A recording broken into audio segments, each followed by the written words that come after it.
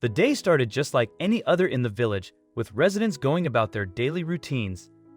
However, an unforeseen twist unfolded when Layla caught sight of a horse sprinting into the river. Her astonishment was immediate, and she quickly rallied fellow villagers, urging them to join her by the river to aid the distressed animal.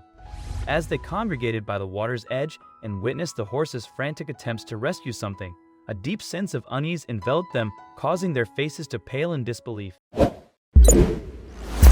Dropping her basket to the ground, she broke into a run. Upon reaching the riverbank, she discovered the horse struggling to stay afloat amidst the water's turmoil. She paused, listening intently. Carefully, she gingerly placed her other foot on a plank and began to advance, moving with deliberate caution to avoid any missteps. In an unexpected turn, a commotion erupted behind her. Glancing over her shoulder, she observed a gathering crowd at the riverbank, their fearful gazes fixed on Layla. "Watch out, girl," an elderly woman yelled. Layla turned her head back and looked at the horse, which was now splashing around underneath her. She was closer than ever, but still not close enough.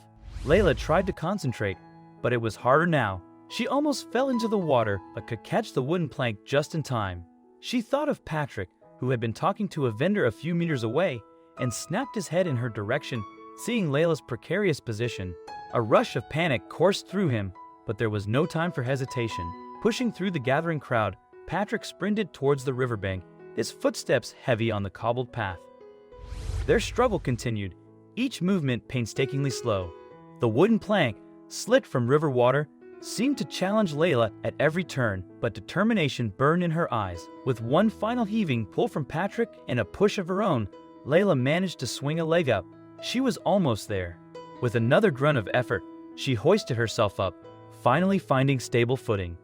Once Layla was safe on the other side, Patrick wrapped her in a tight embrace. The weight of the past minutes fell away, replaced by overwhelming relief. After a few minutes of shared relief, Layla straightened up, wiping her tears. Her attention shifted back to the mysterious horse she had noticed earlier. It was still there, standing tall and proud. The majestic creature had a peculiar look in its eyes, almost beckoning her. Layla felt drawn to it, a pull she couldn't explain. "There's something about that horse," she whispered to Patrick, her newfound determination evident. As the minutes ticked by, more villagers began to accumulate on the riverbank. Speculation ran wild among the crowd.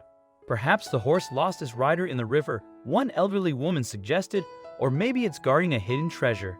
A young boy excitedly added.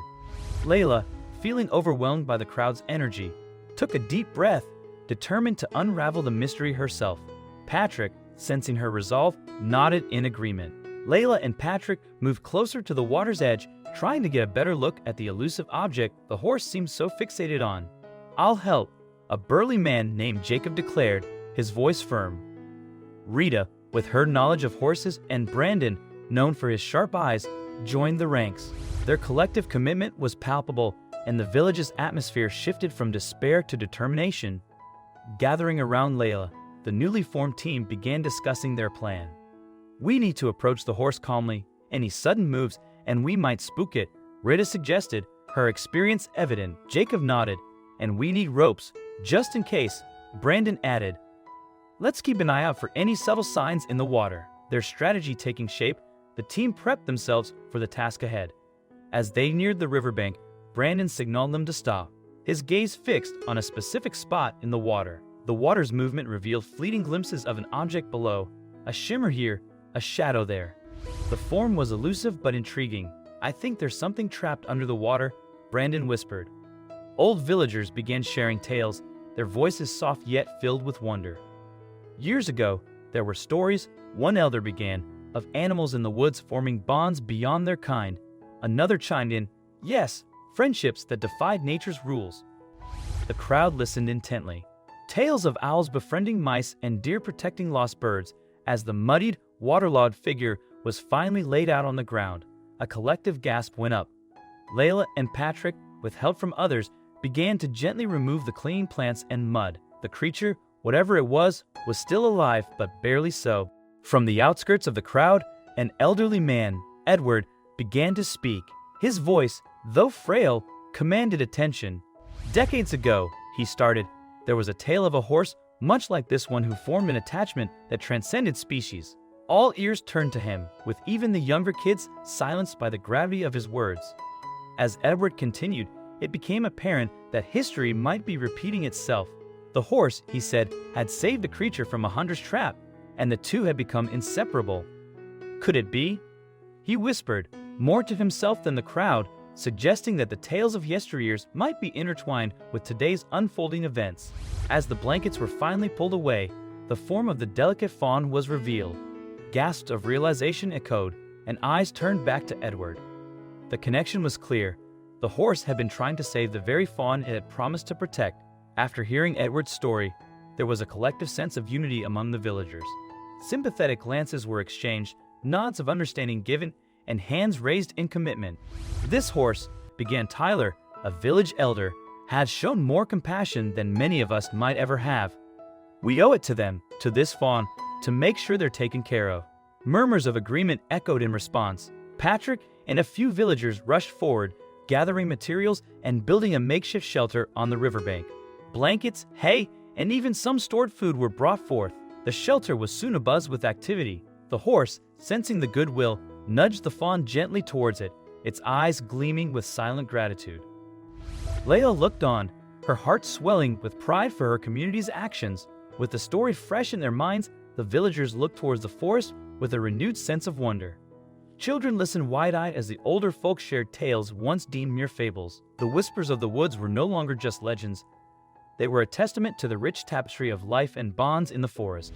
The night unfolded, draping the sky in its velvety cloak of stars, while the trees' silhouettes cast long and eerie shadows. Nevertheless, the village remained alive, abuzz with activity and a sense of camaraderie fueled by love. The young fawn summoned its remaining strength, pushing itself up on wobbly legs.